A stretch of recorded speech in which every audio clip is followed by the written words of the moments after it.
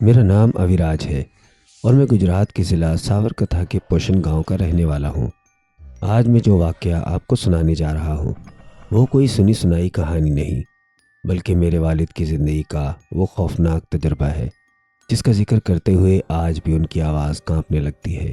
یہ واقعہ سن 1995 کا ہے، جب میں بہت چھوٹا تھا اور یہ سب میرے والد کے ساتھ پیش آیا تھا۔ وہ سردیوں کی ایک ٹھنڈی رات تھی۔ آسمان پر ہلکی ہلکی دھند چھائی ہوئی تھی اور سڑکوں پر خاموشی اس قدر تھی کہ گاڑی کے انجن کی آواز بھی بہت تیز محسوس ہو رہی تھی۔ میرے والد اپنے ایک قریبی دوست کے ساتھ شہر سے واپس اپنے گاؤں آ رہے تھے۔ وقت رات کے تقریباً 2 بج رہے تھے۔ اس زمانے میں یہ سڑک ویسے ہی کم استعمال ہوتی تھی اور رات کے وقت وہاں جانا لوگ مناسب نہیں سمجھتے تھے۔ دور دور تک نہ کوئی گاڑی نظر آ رہی تھی اور نہ ہی کوئی انسان۔ گاڑی آہستہ آہستہ سنسان سڑک پر آگے بڑھ رہی تھی کہ اچانک میرے والد کی نظر سڑک کے کنارے ایک عجیب سی حرکت پر پڑی۔ وہ چیز گاڑی سے کوئی 100 میٹر آگے چل رہی تھی۔ پہلے تو انہوں نے غور نہیں کیا، مگر جیسے جیسے گاڑی قریب آنے لگی ان کا دل بے چین ہونے لگا۔ انہوں نے اپنے دوست سے کہا، ذرا دیکھو تو صحیح، اتنی رات گئے آخر کون یہاں پیدل چل رہا ہے؟ اندھیرا بہت تھا، اس لیے وہ چیز صاف دکھائی نہیں دے رہی تھی۔ والد کے دوست نے کھڑکی سے جھانک کر دیکھا اور کچھ دیر خاموش رہنے کے بعد بولا، مجھے تو یہ کوئی عورت لگ رہی ہے۔ لیکن اس جملے کے ساتھ ہی دونوں کے دلوں میں ایک عجیب سا خوف اتر آیا۔ فضا بھاری لگنے لگی، جیسے اچانک آکسیجن کم ہو گئی ہو۔ میرے والد بتاتے ہیں کہ اس لمحے انہیں یوں محسوس ہوا جیسے کوئی ان کی گاڑی کو گھور رہا ہو، حالانکہ ابھی وہ چیز کافی دور تھی۔ دل کی دھڑکن تیز ہو چکی تھی اور جسم پسینے سے بھیگنے لگا تھا، حالانکہ سردی بہت تھی۔ چند ہی لمحوں بعد گاڑی اس کے بالکل قریب پہنچ گئی۔ جیسے ہی وہ اس کے برابر سے گزرے، میرے والد بے اختیار پلٹ کر دیکھنے لگے۔ اگلے ہی لمحے ان کے جسم میں جیسے جان ہی نہیں رہی۔ جو منظر ان کی آنکھوں کے سامنے تھا وہ عام انسان کے لیے ناقابل برداشت تھا۔ وہ واقعی ایک عورت کا جسم تھا۔ اس کے کپڑے، اس کی چال، سب کچھ عورت جیسا تھا، مگر اس کا سر موجود ہی نہیں تھا۔ سڑک پر صرف ایک دھڑ چل رہا تھا، بغیر سر کے، بالکل قدرتی انداز میں۔ یہ دیکھتے ہی میرے والد اور ان کے دوست کے منہ سے آواز تک نہ نکل سکی۔ خوف اس قدر شدید تھا کہ جیسے دل سینے سے باہر آ جائے گا۔ میرے والد نے کانپتی ہوئی آواز میں فوراً اپنے دوست سے کہا، پیچھے مڑ کر مت دیکھنا، ایک دم مت دیکھنا۔ اور اسی لمحے انہوں نے گاڑی کو پوری رفتار سے آگے بڑھا دیا۔ ان کا بس ایک ہی مقصد تھا، وہاں سے جتنا جلد ہو سکے نکل جانا۔ گاڑی سڑک پر تیزی سے دوڑنے لگی، مگر خوف ان کے ساتھ ساتھ دوڑ رہا تھا۔ اسی دوران اچانک پیچھے سے ایک خوفناک آواز آئی، جیسے کسی نے زور سے دھماکہ کر دیا ہو یا کوئی بھاری چیز زمین پر آ کر گری ہو۔ وہ آواز اتنی تیز تھی کہ دونوں کے کان سن ہو گئے۔ دل چاہا کہ گاڑی روک کر دیکھیں، مگر ہمت نہیں تھی۔ میرے والد بتاتے ہیں کہ اگر اس وقت وہ رک جاتے یا پیچھے دیکھ لیتے تو شاید آج میں یہ کہانی آپ کو سنا ہی نہ رہا ہوتا۔ کسی طرح وہ دونوں صحیح سلامت گھر پہنچ گئے، مگر خوف نے ان کا پیچھا نہیں چھوڑا۔ جیسے ہی میرے والد گاڑی سے اترے، ان کے جسم میں شدید کپ کپی شروع ہو گئی۔ کچھ ہی دیر میں انہیں تیز بخار ہو گیا۔ پوری رات وہ بے چینی میں کروٹیں بدلتے رہے۔ آنکھیں بند کرتے ہی وہی سر کٹا دھڑ ان کے سامنے آ کھڑا ہوتا۔ اگلی صبح جب انہوں نے یہ سارا واقعہ اپنے والد یعنی میرے دادا جی کو بتایا تو دادا جی کا چہرہ سنجیدہ ہو گیا۔ انہوں نے غصے اور فکر کے ملے جلے انداز میں کہا، اتنی رات میں آنے کی کیا ضرورت تھی؟ تم صبح بھی آ سکتے تھے۔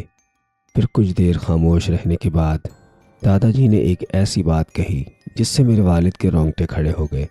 انہوں نے کہا، اچھا ہوا تم نے پیچھے مڑ کر نہیں دیکھا، ورنہ وہ جو بھی چیز تھی تمہارے پیچھے پیچھے گھر تک آ جاتی۔ دوستو، آج اس واقعے کو تقریباً 30 سال گزر چکے ہیں، مگر یہ کہانی وقت کے ساتھ دھندلی نہیں ہوئی۔ آج بھی جب میرے والد اس رات کا ذکر کرتے ہیں تو ان کی آنکھوں میں وہی خوف لوٹ آتا ہے۔ وہ کہتے ہیں کہ کچھ سچائیاں ایسی ہوتی ہیں جن پر انسان یقین نہیں کرتا، مگر جب وہ خود سامنے آ جائے تو ساری زندگی انسان کے دل پر نقش ہو جاتی ہیں۔ میرا نام جیوترمے شرما ہے اور میں آسام کا رہنے والا ہوں۔ آج میں آپ کو گھوڑا پارک کی ایک کہانی سنانے جا رہا ہوں جو ہمارے ایک جاننے والے کے ساتھ پیش آئی تھی۔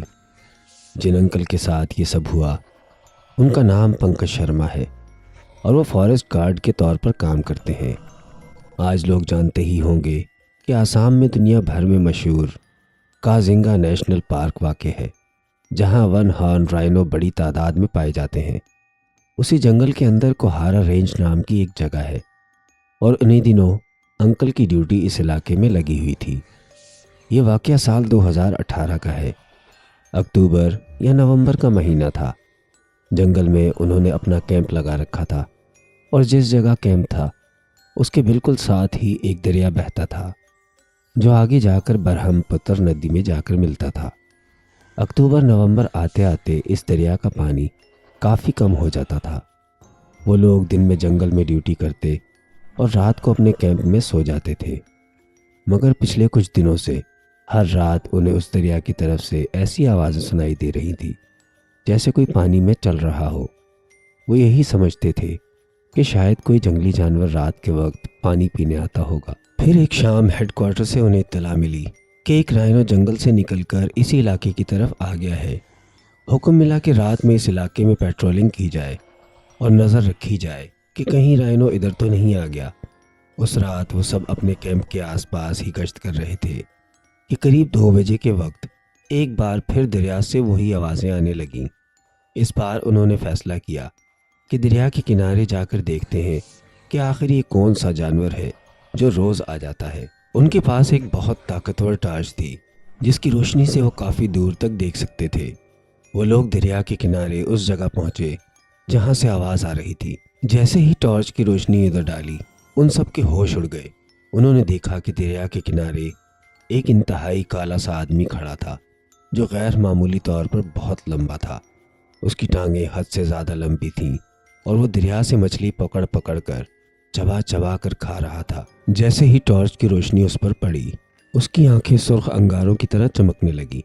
یہ منظر دیکھتے ہی وہ انکل اور ان کے ساتھی وہاں سے جان بچا کر بھاگ کھڑے ہوئے۔